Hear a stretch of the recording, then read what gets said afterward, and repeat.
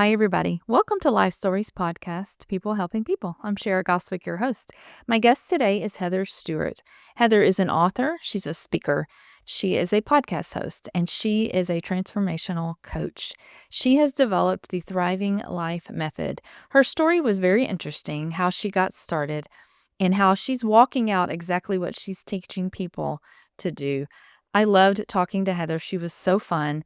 And she has a great attitude. She would be a wonderful coach to work with. And so I encourage you to check out her resources. I believe you can read her book free online. She talked about it in the podcast. I will always encourage people to find a life coach because I think it's very helpful. But if you're looking for a coach, go see what Heather has to offer. I thank you for being Heather, here. I'm so excited to talk to you as a woman, as a mom, as somebody who, feels like they have to hold it all together sometimes. I think the work that you're doing to help women is important. I think every woman can relate to this. I can't imagine someone not being able to relate to what you're doing, but you're an author and you're a coach and you're a speaker and you're a podcaster and you have created the Thriving Life Method, which who doesn't want to thrive in life? Everybody wants Right. to thrive in life. So tell me about that, this method you've created and how you got started doing what you're doing. Well, it's so interesting because, even so I don't have children, so I find even without children, you feel as a woman like you need to take care of everything, right? It's just I'm the oldest of 4 children, so I always say, "I had my 3 kids." Right. You know, right? The oldest child takes on this responsibility. So, I know that it resonates with so many women, and some people that's they're thriving in that, and some of them feel like they're not. So the method I came up with, the Thriving Life Method, it actually came to me in the hospital of all places. Oh, wow. Right, yeah, so I spent, the briefest way I can explain this is my first career, I was a CPA. Mm. So 15 years I was in the CPA world, and I was successful on paper. I was an executive. I had the things that executives have and had the house and you name it. And I was not happy. I was like that person on the outside who looks like if social media was as big then, because it was Yeah. 20 years ago, it would have looked like, oh, she's got the perfect life. But I just knew that there was something was not quite right. And a whole bunch of things happened, and I quit my job, Mm. and I went into wellness. So I started teaching yoga. I opened my own yoga studio.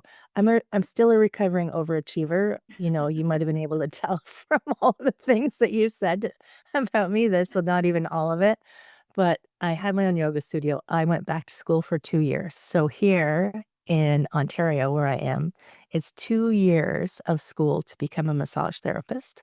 Mm. So and you have to write these, exams to get certified, so I went back to school for 2 years. I turned 40 in massage school, which was crazy because 'cause I'm in there with kids who just graduated from high school, Right. but it's like I was all in on wellness. It's like I became a personal trainer, I was a massage therapist, I was teaching yoga, I was like, "Wellness, wellness, wellness," and I was happy. Uh, my life had reorganized itself. I was healthier because I wasn't sitting at a desk 12 hours a day. I was into self-care and helping all of my clients find ways to be healthier. I recognized that their jobs were gonna stay the same. I needed to find ways to help them stay healthy given the circumstances of their life. And then in 2021, I had a stroke. Oh my goodness. I was in the Wow. hospital going, "Are you sure? Are you sure you've got the right chart? Because I don't think you're right." Wow. And, probably I was more shocked than anyone. My poor husband was so stressed out because, you don't expect these things to happen. Right. And it was still fairly in the early-ish days of COVID. So Mm. the hospital was full. No one was allowed to visit me. Had to spend 3 days in the emergency room because there was no room.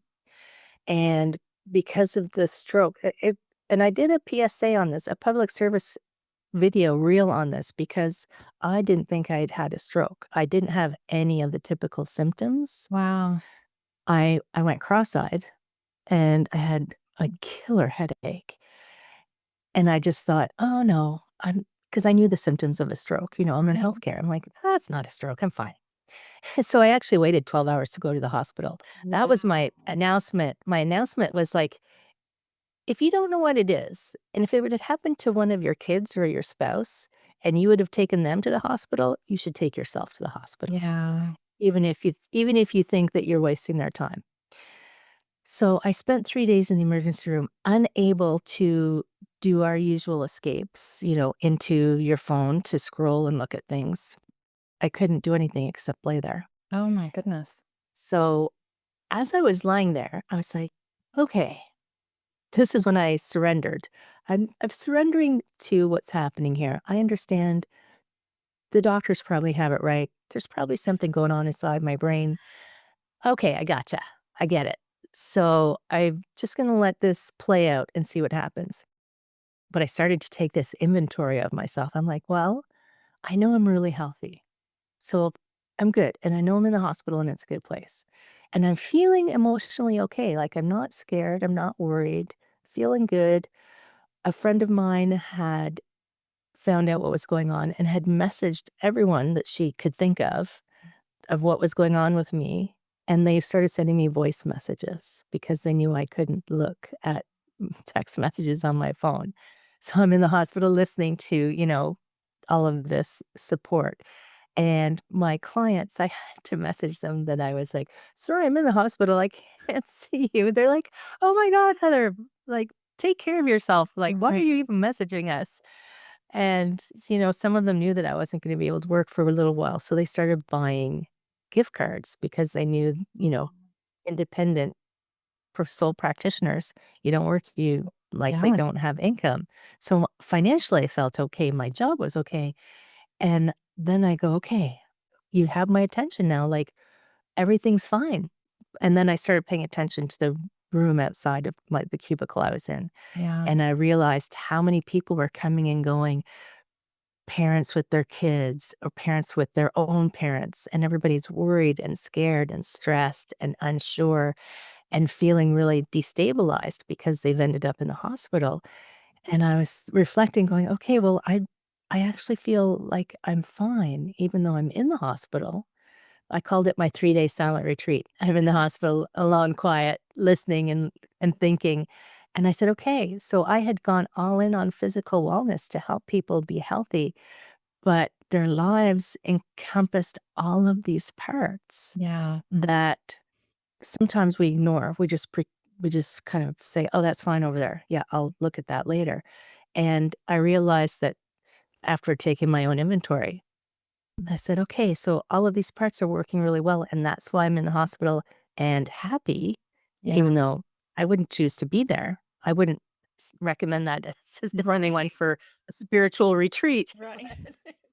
but it worked for me." Yeah.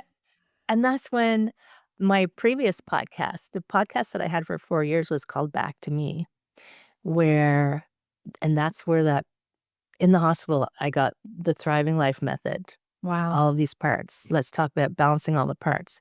The podcast Back to Me was born, which was we need to recognize that, and it's not in a selfish, being a jerk kind of way. It's like, I need to make sure that I get back to myself and Mhm. fully support myself so that when I hit the bumps, that I'm not in a state of panic. I'm not in this state of everything's falling apart.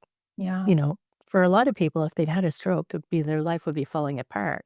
Yeah. And I was like, "Oh, this is interesting." You know, I was totally Yeah, different great take on it, attitude.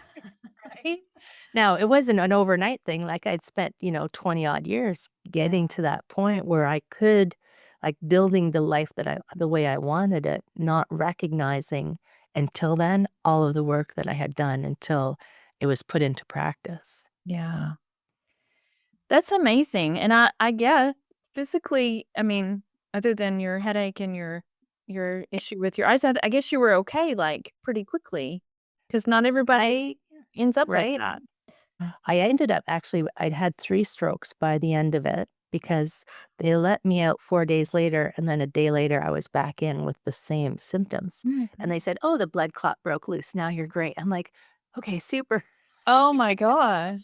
I was Yeah. lucky that the stroke that I had, it impacted me, but it impacted me in ways that I don't think a lot of people would notice, Right. and I had, like, vertigo for a little while. Mm. I couldn't walk in the woods, which was horrible for Oh, me wow.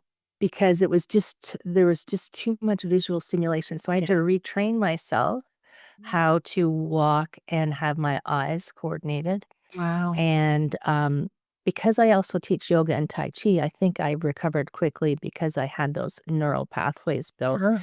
and I used to live stream every week a free Tai Chi class. And you can see when I first came back, my balance was Oh, not, yeah. but I just rebuilt it like slowly, slowly, Yeah. slowly. So Well, now that's very impressive. if I forget words, that's some of the leftovers. Well, I forget words all the time, and I didn't have a stroke, so my husband, here in menopause, has been just done wonders. Oh, yeah. And my husband, they Yeah. sometimes look at me and go, are you okay? Is your brain okay? I'm like, yes, I'm fine. I just can't remember things sometimes. And it's so interesting because women, like we do have health challenges that are just starting to be recognized, are not the Yes. same as the men's health No, and it's not challenges. fair. It's not fair. And we're at least here, I can see some of the trends shifting to paying attention to what the differences are. So my poor menopausal friends, like, take some action. Don't take your doctor's straight up word for it. If you think there's something you need, then you make sure you go get that, Sure. Yes. right? So, as women, we are nurturers. I think that's what one of the things we were created. It's a gift that we have because men don't have that same gift. But you talked about earlier, we tend to feel like we have to take care of everybody. And we get exhausted that way. Why do you think it's so easy for us to do that? That we look like we're good on the outside. We say we're fine, but man, we can wear ourselves out doing for everybody and everything. Well, it's interesting because even when it's not healthy for us, if there's a pattern that we have, we it's giving us something. Yeah. Right? So we have learned, and I've talked to like my old podcast back to me. My podcast now is called Illuminate Your Worth, Mhm. friends. But my I talked to over 200 people on that podcast. And what I recognized was that we train our daughters by being that way ourselves. So our moms were like that. Our grandmothers were like that, and it just passes down until somebody says, "Wait a minute, this isn't healthy." But still, we've got it so ingrained from us Mhm. from birth that's it's giving you something. So, and I mean, self-love is like a whole catchphrase thing these days, but I think when you take away all the memes and Mhm. motivational posts and all of that crap, it's like, do you care for yourself enough Yeah. to care for yourself enough?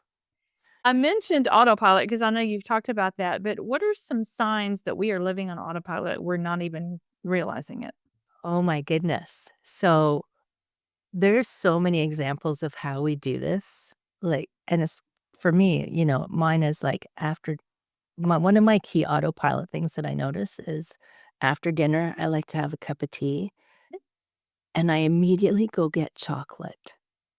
And I'll have it and I'll think, where did this chocolate come from? I thought I wasn't eating chocolate this week. But Wow. it's these patterns, and they're just Yeah. patterns that we've developed, and the patterns that we've developed served us at some point. It's funny because I have a podcast episode coming up called, "The Hypnotic Power of Habit." So this autopilot has kind of this habit, these patterns, they served us Yeah. because all of the patterns that we've learned, even the patterns that are not good for us, the looking after everyone, we learned them as a way to be safe Mm. and or feel safe, maybe not be safe, to feel safe. And they could have served for a certain amount of time and then they stop serving, but they're so entrenched that we if unless we pay attention to what we do on a daily basis, we don't even realize we do it. Yeah. So awareness is like your before you can make any change in your life or make a different decision, first you got to be aware of what your patterns are. Yeah. Not all at one time. Maybe just pick one because you don't want to overwhelm yourself up. You've probably got enough going on already. Right. But if you have one pattern like, "Oh, I always feel guilty when I go away. I wonder why that is." Like, what need is it serving in me that I feel like I need to be home all the time Yeah. and do all of these things? Because it's serving a need in you, and does that need still need to be served? And if it doesn't, having that conversation, like, being your own coach, "It'll be okay if I go away for the weekend. Everything will Yeah. be fine." Yes. It's not even kids sometimes, so I am the godparent of a dog. Oh, yeah. And when the owners, they're good friends of ours. When they go away, we stay at their house with Roxy the dog, and they phone us to see how the dog is. I understand that. We have a golden retriever who is our 4th baby, so I'm sad to say I can understand. Yeah, yeah. So we send them pictures going for a walk. And playing Aw. frisbee. That's awesome. That is awesome. I love it. Oh my gosh. What is the hidden cost of always being the person that takes care of everybody? Oh, right. The and some people would say that's not hidden, but Right? it's hidden if you're not paying attention. If you Mhm. don't see it, like the cost is you, your life. You get so imagine if you have always done everything for everybody, and you can see this in, empty nest syndrome, Mhm. in divorce, and then empty nest syndrome. It's like, Yeah. what do I you lose yourself entirely, like, you have no sense of self at some point, and it doesn't even have to be your family and your kids. I had a client once who it was interesting, she messaged me and she said, "I need you to come and spend the weekend here." And I said, "Okay."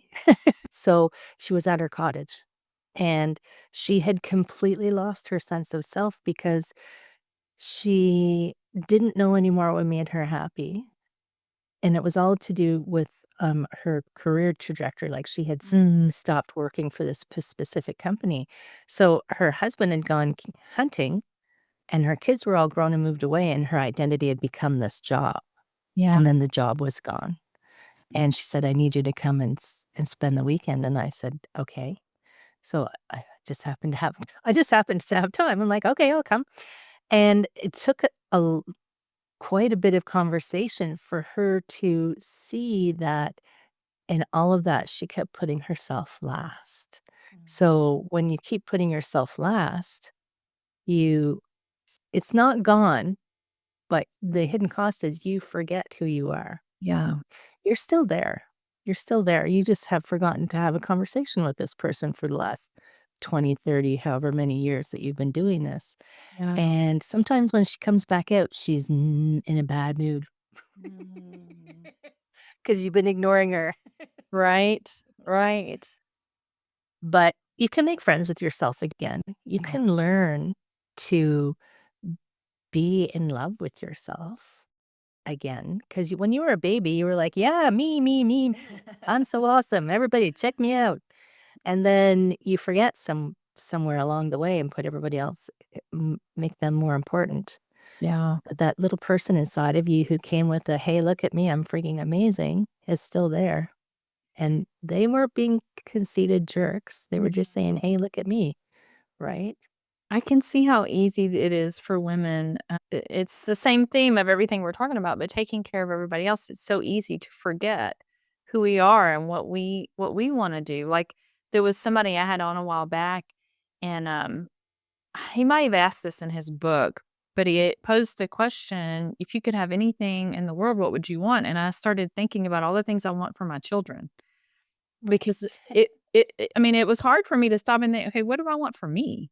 That's not right? something I think about often, and so I can see it how as women, we can easily get into that And mindset. we tangle it up with being selfish. Right. Like, we tangle it up with, "Oh, I'm selfish if I want something for myself."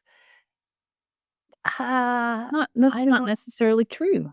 and there are selfish people, and then there's people who get everything who ask for what will fill them up and serve them, and they're not selfish because they're full and they're feeling amazing, and then they share that abundance of joy. Like, all you have to do is share your energy with people, but if you're super depleted, you can't even share that. Yeah. Well, I wanna talk about all your things, 'cause like you said, you're doing a Oh lot my of goodness. things, a lot of things, but I love the title of your book, "Illuminate Your Worth. Oh, yes. Stop pretending you're okay and start living like it." Oh my gosh, that's so good. Right. Tell me about Yeah. your book first.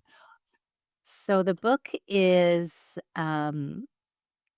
it tries to take you through peeling back Mhm. your parts.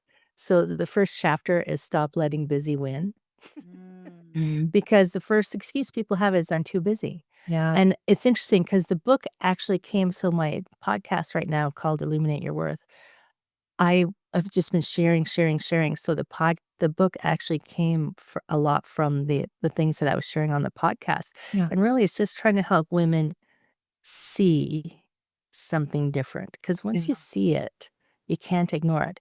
And it's so funny, my mom bought the book. I said, "Mom, you have to buy it. I'm not just gonna give you a copy." Because you can't leave a review on Amazon if I give you a copy. She's like, "Fine." That's And, she messaged me and said, "I'm reading your book." She said, "It's strange. And my mom's turning 80 in, like, a month. She said, "I've never thought about what I think about before." Yeah. So this is just asking you to pay attention and Mhm. start to contemplate, like, is this how I wanna be? Right. Right? And, I did all kinds of other stuff, like, there's a little journal that you can get because each at the end of each chapter has questions for you to contemplate. Right. So if you don't wanna get a separate journal, you can get the journal with the questions in it, and Yeah. yeah, I'm trying to find a way to help and it doesn't have to be just women, but it is kind of geared towards women Sure. to really examine and you can still choose to be whatever you wanna be, but do it intentionally. Right. Right? You Yeah. make your choice. It's when you don't choose with intention that you end up at the whim of your patterns, habits, learned behaviors, old stories, anything that comes your way. That is absolutely true. It's absolutely true, and stopping to think about what you're thinking about, you have to be intentional with that. I did a couple of programs where I suddenly realized, oh, I used to do this talk called Ditch Your To-Do List, which was it's never going to be done. So release that need of clearing the decks Right. and just decide what's important right now to do Right. and know that the rest of it will be fine. You'll get Yeah. to that, It right? will. It will. I like that. Talk to yourself in that soft, gentle yoga teacher voice. Yes. So your podcast is, Mm. like it's, about your book, kind of the same thing. How often do you post on your podcast? How often do you have episodes? I am live every week. Ugh, live Yeah. freaks me out. Live. I didn't do live for a long time. Well, I did live at the very beginning of Find Yeah. Me, and then it was freaking me out because I Yes. was still in that need it Oh, to be yeah. perfect stage of life. And then in June last year, I moved to the Inspired Choices Network. Mhm. So now I have a producer, Wow. and it's a game changer Really? when you learn to accept help, your life becomes more magical. Wow. So since I moved to the network, I'm live every week. I'm not stressed out. I submit my shows like a month ahead of time. I just throw in a whole bunch of shows with my thoughts. And then I show up and she says, "Okay, Heather, start talking." And Wow. poof, I just start talking, and it has saved me at least 2 days a week of my That's time. awesome. And now I'm on 450 platforms. My goodness, that's right? amazing. Since June, I just got my stats. Since June, I'm over 57,000 downloads. Wow, that's incredible. So help magnifies Yeah, your ability to share. And I don't mean that just in the podcast world, I mean that everywhere in your life. Accepting help. Also, people want to help you. Like, think about us. We women, we want to do everything, including for our friends who want to do everything. So imagine if you all got together and helped each other, how much more you could achieve, right? right, right, that's awesome. We do way women we've been trying to fit into this mold of the way that the that men work really well. And our way of working in general, I'm generalizing, but our way of working is much more collaborative and we can get way more done when we work together. Right, So if we can let go of this, one man show and go, yeah, let's all join together because we can make way more happen. absolutely. I love that, that's a great idea. So you also have a coaching program? I Yeah. have I have coaching programs. Actually, on that note of joining together, I just opened a free community, Oh, illuminateyourworth.com. okay. And my book, you can read my book there for free. It's online. I'm just like, oh, just go Awesome. read it. Yeah. So it's a place to come and get support and Sure. collaboration. And then of course there's like if you join the founders level, we meet twice a month to hash out how we can save the world. And there's all these different levels. Plus, I have a 3-month coaching container for people who just need that one on one. I've lost myself Yeah, and I really need this like focused attention to untangle. yeah. I remember like this was 15 years ago. I was seeing a hypnotherapist for a while because I had my grandfather had died, and I was Mhm. just, s I just wasn't processing it. I was just crying randomly. Even a year later, I was crying randomly, and, we started to kind of untangle things, and I ended up seeing him for 2 years because he was also a psychotherapist and hypnotherapist, and one day I said to him, "Why does this keep happening?" He said, "It's layers." I'm like, "How many damn layers are there?" A lot. So, that's why in, like, 3 months, Yeah. like, get that focused attention because when the layers are happening, you need that person with you who's like to say, "It's okay. It's okay. Yes, We've got this. It's yes. gonna keep going. Don't run backwards." Right? Right. And sometimes that's all we need. We need somebody there who can see what we can't see. I recently interviewed a life coach that I had. I had met with her for 6 months, and then I started my podcast after I finished meeting with her. And she didn't know I had started a podcast. I hadn't talked to her in 5 years. And so I had her on the other day, and she asked me, because I told her, I talk about you all the time. I said, "I don't say your name, but I tell people coaching, it was a big thing for me. It helped me tremendously." And she said, "How did it help?" And I said, "You were able to see things that I couldn't see in me." And sometimes you just need that. You need somebody that's on the outside to encourage you when they can see stuff you can't. And so I Well, that will person on promote the that. outside and it's the person on the outside who doesn't have an agenda. Right. So even your best friend who has your best interests at heart Right. has context and agenda in Yes. all of this, Yes. where a coach is like that unbiased. Yeah. They can see it, have a conversation. They're not going to tell you what to do, unless a Right. good coach is. Like I shine the lights Yeah. and then you pick Yes. door number one. No, no, I'm kidding. Right. It's not No, that I serious. love it. I think I will always encourage people to be a part of that because I think I mean, I have my own coach too, right? yeah. Because it's so valuable. It is, it's very valuable. So I read that also you're a speaker. Are you I traveling and speaking? not yet, Not yet. or not currently, Yeah. but it'll go up onto the website as once That's I have them awesome. booked. That's It's awesome. it's it's coming out of that, like, winter season where you're just starting to gear up, and, I've spoken on quite a few summits in the past, That's wonderful. but I took a little bit of a break when I was writing my book, and I have another book actually coming out probably around Mother's Day, where I'm the lead author on a book called The Values of Women. Wow. Yes, where we have 9 female authors who are writing about the values specifically Mhm. that we embody and how they can show up in good and bad ways. That's awesome. That Yeah. is awesome. So in all that you're doing, your podcasts and your Mhm. book and your speaking and your coaching, what is one thing that you hope women take away after meeting with you or reading by you or listening to your podcast? Everything that I do, no matter what it is, like, you can look at the laundry list of what I do. Even I'm also a kayaking instructor, and I teach women-only classes kayaking.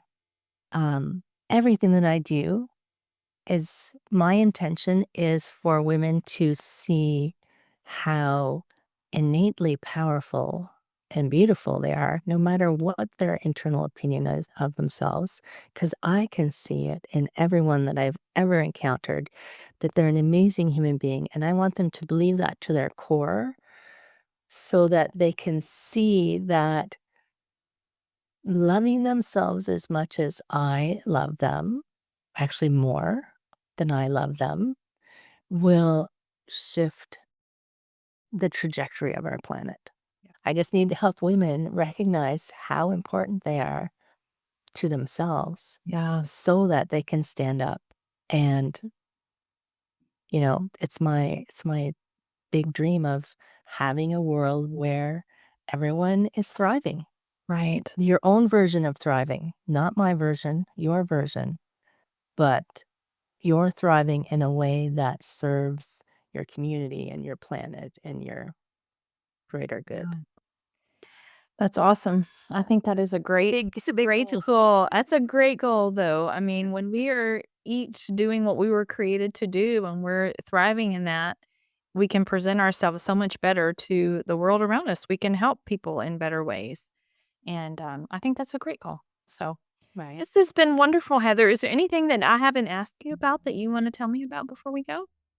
I don't think so. We talked about a lot. We did. And I will have all your information available for people to find you and your work and everything whenever I post this. So people will know how to Thank get you. to you. Yes, absolutely. Amazing. Well, I thank you so much for being a guest. I'm so glad I got to meet you and have a Thank you. conversation. Absolutely. Me too. Enjoy your cold day. I will. Okay. Take care. All right. Bye bye. See you. All right.